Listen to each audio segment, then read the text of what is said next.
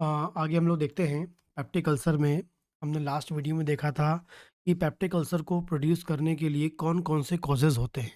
उसमें आगे और कुछ कॉजेज़ हैं जो आपको पता होना चाहिए, ठीक है? तो नेक्स्ट जो कॉज़ है जो रिस्पॉन्सिबल होता है पेप्टिक अल्सर के लिए, पेप्टिक अल्सर प्रोड्यूस करने के लिए, इसमें आपका हो सकता है गैस्ट्रिक अल्सर या उसमें हो सकता है ड्यूडेनल अल्सर, ठीक है?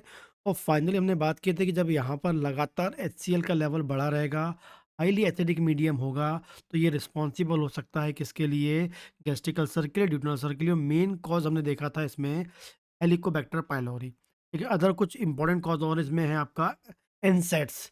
एनसेड्स का फुल फॉर्म होता है non steroidal anti inflammatory drugs, ठीक है? Non steroidal anti inflammatory drugs, NSAIDs हम जिसे बोलते हैं। ये जो लोग खाते हैं, जो लोग लगातार एनसेड्स खाते रहते हैं, जो एनसेड्स जो लंबे समय से खा रहे हैं, उनमें क्या होता है, जनरली जब एनसेड बॉडी में जाती है, तो वो कॉक्स, सीओएक्स, कॉक्स, साइक्लोऑक्सीजनेज नाम का एक एंजाइम होता है, उस एंजाइम को इनहिबिट करती है, ठीक है? तो जो लोग एनसेड खाते हैं, वो बॉडी में जाती है एनसेड, और वो कॉक्स एंजाइम, कॉक्स फर्स्ट को क्या करती है? इनहिबिट करती है। नॉर्मली क्या होता है, जो कॉक्स फर्स्ट होता है, वो उसका काम क्या होता है, जब कॉक्स फर्स्ट जो एंजाइम होता है, वो क्या करता है? प्रोस्टाग्लैंडिन ई2 के प्रोडक्शन, नॉर्मली हम बात करें, नॉर्मल बात करें, तो जो कॉक्स जो फर्स्ट है, साइक्लोऑक्सीजनेज नाम का एंजाइम जो है, वो प्रोस्टाग्लैंडिन ई2 को बनाता है। और जब प्रोस्टाग्लैंडिन ई2 आपके स्टमक में बनता है, तो क्या करता है ये? एसिड के सिक्रीशन को रोकता है, एसिड के सिक्रीशन को रोकता है, म्यूकस ज़्यादा बनाता है, एंड बाइकार्बोनेट के लेवल को मेंटेन करता है, जिससे वहाँ ये एग्ज़ैक्टली क्या होता है, एसिड के फॉर्मेशन को कंट्रोल करेगा, म्यूकस के सिक्रीशन को मेंटेन करेगा, बाइकार्बोनेट के जो लेवल है स्टमक में उसको मेंटेन करेगा, और जिस कारण से वहाँ का जो एसिडिक लेवल है, वो हमेशा मेंटेन रहेगा, जिससे वहाँ की म्यूकोसा में डैमेज नहीं होगी और वहाँ पर पेप्टिक अल्सर प्रोड्यूस नहीं होता है। लेकिन जो एन्सेड्स खाते रहते हैं, वो क्या होता है?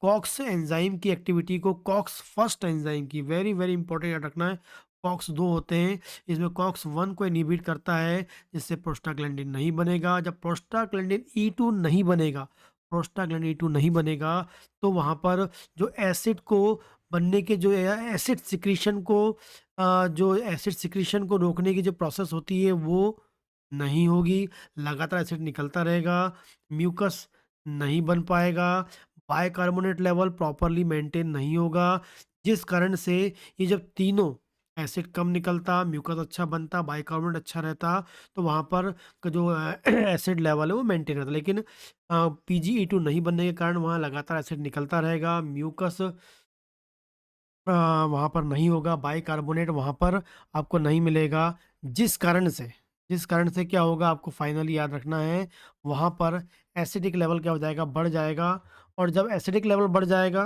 तो क्या होगा? एसिडिक लेवल बढ़ जाएगा, तो वहाँ पर क्या होगा?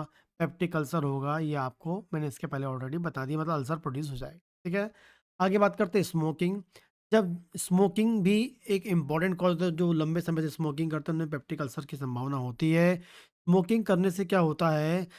जो आपका स्टमक होता है, या उसमें जो स्टमक और जो ड्यूडेनम की जो निकस नीचे की म्यूकस मेम्ब्रेन होती है, इसकी जो ब्लड सप्लाई होती है, लगातार यहाँ ब्लड सप्लाई, बहुत ब्लड सप्लाई यहाँ पर होती है, और ये ब्लड सप्लाई क्या करती है? ये भी एक इम्पॉर्टेंट काम करती है बफर के रूप में। बफर के रूप में मतलब वो वहाँ के जो नॉर्मल एसिडिक मीडियम है उसको मेंटेन करती है, ठीक है ना? लेकिन जो स्मोकिंग करते हैं, वहाँ की ब्लड सप्लाई उस कैसी होती है? म्यूकस ब्लड सप्लाई कम हो जाती है, जिससे बफरिंग मैकेनिज्म कैसी होती है? इम्बैलेंस हो जाती है, और वहाँ लगातार एचसीएल का लेवल बढ़ जाता है, और फिर आपको जाके आगे आगे जाकर वहाँ पर आपको क्या मिलेगा? अल्सर आपको मिलता है, ठीक है ना? ये सेकंड इम्पोर्टेंट कॉज़ हो गया। तो एनसेड लेते हैं, तो आपको अल्सर हो सकता है, स्मोकिंग करते हैं, तो अल्सर हो सकता है, कैसे मैंने आपको बताया। नेक्स्ट हम बात करते हैं कुछ कॉर्टिकोस, आगे देखते हैं।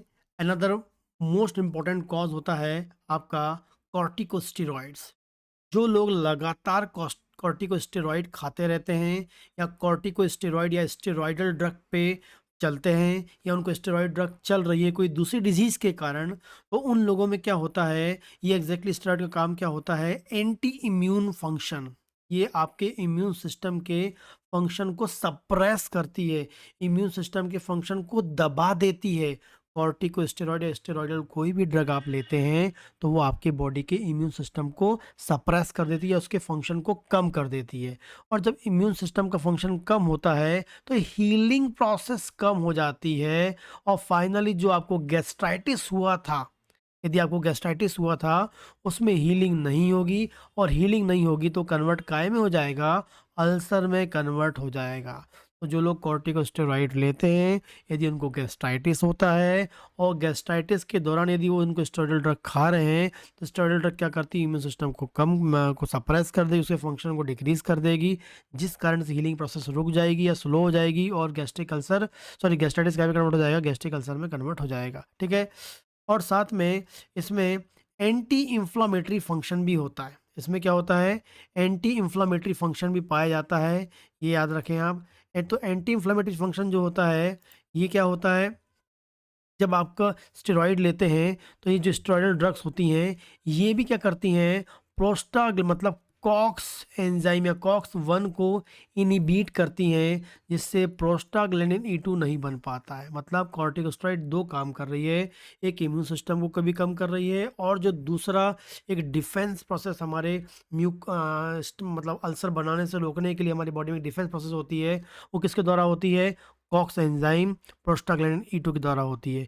कॉक्स एंजाइम सप्रेस हो जाएगा, प्रोस्टाग्लैंडिन नहीं बनेगा, म्यूकस नहीं बनेगा, बाइकार्बोनेट नहीं बनेगा और एसिड लगातार निकलता रहेगा। मतलब जो एसिड का सिक्रीशन जो रुकने वाला था वो नहीं रुक पाएगा, क्योंकि प्रोस्टाग्लैंडिन ई 2 होता तो एसिड सिक्रीशन रुक जाता according to normal feedback mechanism, लेकिन यहाँ पर नहीं रुक पाएगा। ठीक है? तो ये दूसरा इंपॉर्टेंट कॉज होता है स्टेरॉइडल जो ड्रग लेते हैं।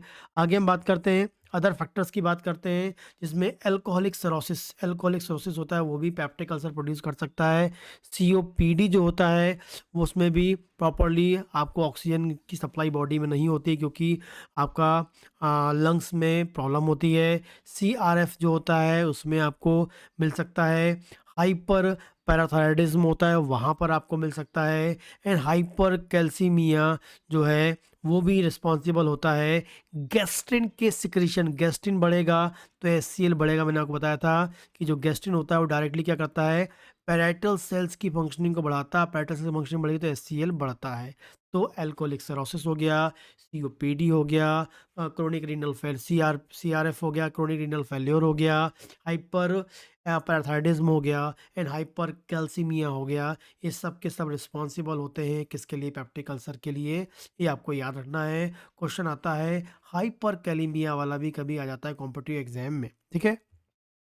आगे बात करते हैं। तो हमने देखा पूरा ईटियोलॉजी हमने देख ली, ईटियोलॉजी कंप्लीट हो गई।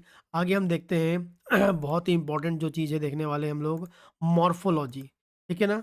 तो मॉर्फोलॉजी में आपको याद रखना है, जो मॉर्फोलॉजी आपको जो अपन देखेंगे, तो इसमें मॉर्फोलॉजी में आपको याद रखना है क्या, हम लोग जो बात करेंगे इसमें कि ये जो मॉर्फोलॉजी है पैथोलॉजिकल, मतलब आप मॉर्फोलॉजी जनरली कब देखते हैं, जब आप बायोप्सी करते हैं, वहाँ से टिश्यू निकालेंगे और तब हिस्टोपैथोलॉजिकल स्टडी करते हैं, तो उसमें मॉर्फोलॉजिकल हमको स्टडी मिलती है।